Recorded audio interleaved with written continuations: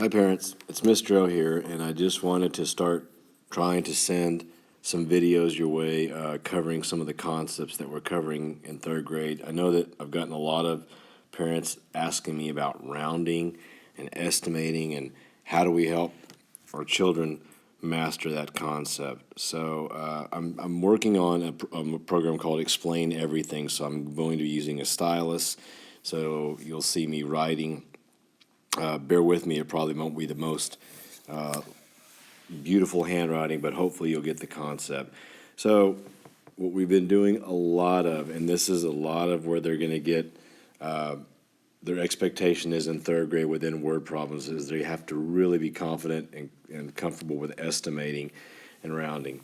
So what we're going to do is we're not going to even put a word problem to it. I just want to say, guys, we're going to think of a three-digit number. So I'm going to say 317 plus 129. Okay, so this is just a standard computation, and sometimes it's referred to as an algorithm. And one of the first things that we do is if we're going to estimate, we don't want to know what the actual answer is. And so we'll actually put an X there to keep them from adding. So now we are going to do the estimating part, okay? What I tell the class is that the good thing about estimating is that you're always working with lots of zeros, so it's a little bit easier to add. It's more user-friendly, if you will. So we have the first number, which is 317. All right, so the first thing that we want to do is we want to underline our tens because we're going to round to the nearest 10. Now what I do is I tell the class that for just a moment, they're going to take their finger. On this example, you're going to see me cover it up with my stylus. But I tell the hundreds, you don't want to see this right now. This doesn't concern you. It's going to get ugly. And the kids laugh and they think that's funny. Okay, but it's kind of a visual thing to keep the 3 out of their head, even though it's still there. So now we're going to make a number line. So now we're looking at 17, and this is the language that we use. What two tens does 17 come between? Well, we know that my starting point is this 10 right here, which is 10, and my other point is 20. And my halfway point, this was kind of where the karate lesson came in several weeks back, is 15, okay?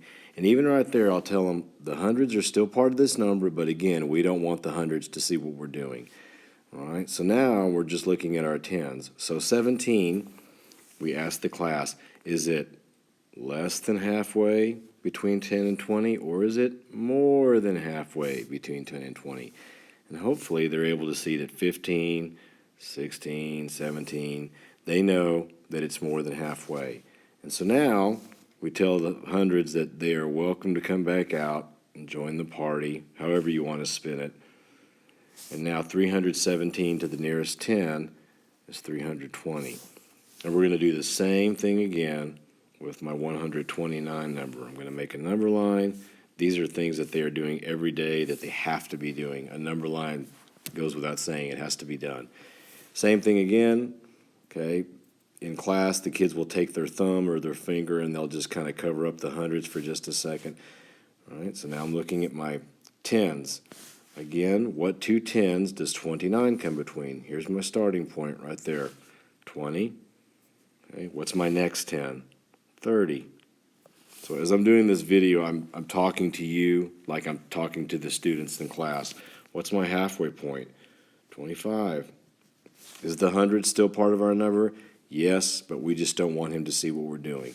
So now, 29 to the nearest 10, is it less than halfway between 20 and 30? Or is it more than halfway between 20 and 30? And obviously you can see that 29 is probably right here. So we know that it's going to be 30. And now my 100 can come back out and join the party. And now we just add these two numbers together. 320 plus 130.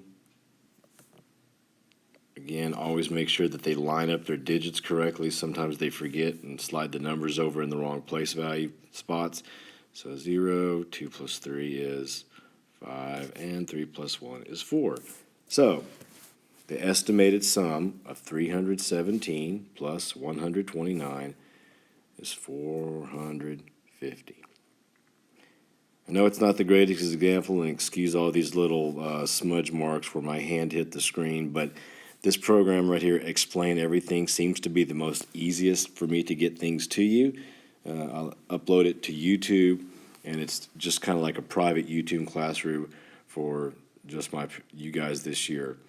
Thanks for watching. Sorry for all the stammers and the stutters and all that stuff. It probably sounds like a West Texas rancher talking to you, but I'm from West Texas, and that's how we talk. So anyway, you guys have a nice evening. See you soon.